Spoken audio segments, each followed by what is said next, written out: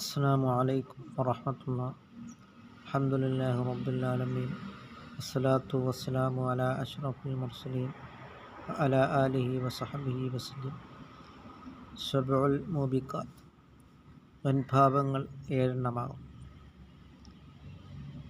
അതിൽ ഏറ്റവും വലിയ വൻപാപം അശ്ശിറുക്കു ബില്ലാഹ്, അള്ളാഹുവിനെ കൊണ്ട് ശിർക്ക് വെക്കുക എന്നുള്ളത്. അതുകൊണ്ട് നാം ഒരിക്കലും അള്ളാഹുവിനെ കൊണ്ട് ശിർക്ക് വെക്കരുത്. അത് അള്ളാഹു തആലയ്ക്ക് സഹിക്കാൻ പറ്റാത്ത പാപമാണ്. അള്ളാഹുവിനെ നാം അറിയുക. അങ്ങനെ നാം മഅരിഫത്തുള്ള അള്ളാഹുവിനെ നാം അറിയുകയും അള്ളാഹുവിനെ പറ്റി നാം കൂടുതൽ മനസ്സിലാക്കുവാനും നാം ശ്രമിക്കും. നമ്മുടെ ശരീരത്തെ അറിഞ്ഞു കഴിഞ്ഞാൽ അറഫ റബ്ബഹു, നമ്മുടെ രക്ഷിതാവായ രക്ഷിതാവിനെ അവന് അറിയാൻ കഴിയുന്നതാണ്. ശരീരത്തിൻ്റെ ഓരോ പ്രവർത്തനങ്ങളും അറിഞ്ഞാൽ നമ്മുടെ രക്ഷിതാവായ അല്ലാഹു റബ്ബുൽ ആലമീൻ, ലോകരക്ഷിതാവായ അള്ളാഹുവിനെ നമുക്ക് അറിയുവാൻ കഴിയുന്നതാണ് എന്ന് നാം മനസ്സിലാക്കിക്കൊണ്ട് നാം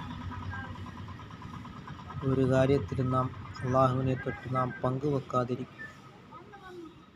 അങ്ങനെ നാം മഅരിഫത്തുള്ള അള്ളാഹുവിനെ നാം കൂടുതൽ അറിയുവാൻ നാം ശ്രമിക്കുകയും ദിക്റുള്ള അള്ളാഹുവിനെ നാം സ്മരിക്കുവാനും നാം ശ്രമിക്കും. അള്ളാഹുവിനെ സ്മരിക്കൽ കൊണ്ടാണ്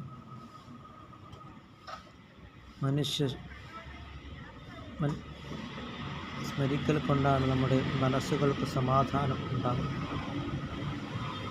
അങ്ങനെ നാം അത്തീഉല്ലാഹ വറസൂലഹു, അള്ളാഹുവിനെ റസൂൽ കരീം സല്ലല്ലാഹു അലൈഹി വസല്ലമ തങ്ങളെ നാം വഴിപ്പെട്ട് നാം ജീവിക്കുവാനും നാം ശ്രമിക്കും.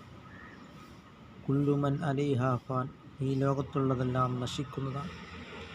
എന്നെന്നും നിലനിൽക്കുന്നവൻ അല്ലാഹു റബ്ബുൽ ആലമീൻ, ലോകരക്ഷിതാവായ അല്ലാഹു തആല മാത്രമാണ്. അതുകൊണ്ട് നാം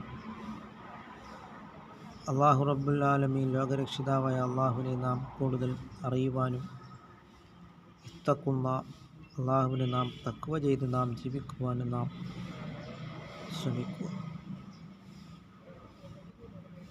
ഇന്ന അക്രമക്കും ഇൻദല്ലാഹി അത്ഖാക്കും,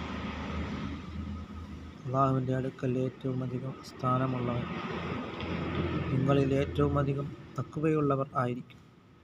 തഖ്വയിൽ അധിഷ്ഠിതമായി ജീവിക്കുവാനുള്ള മഹാസൗഭാഗ്യം അല്ലാഹു തആല നമുക്ക് നൽകുകയും ചെയ്യുമാറാകട്ടെ.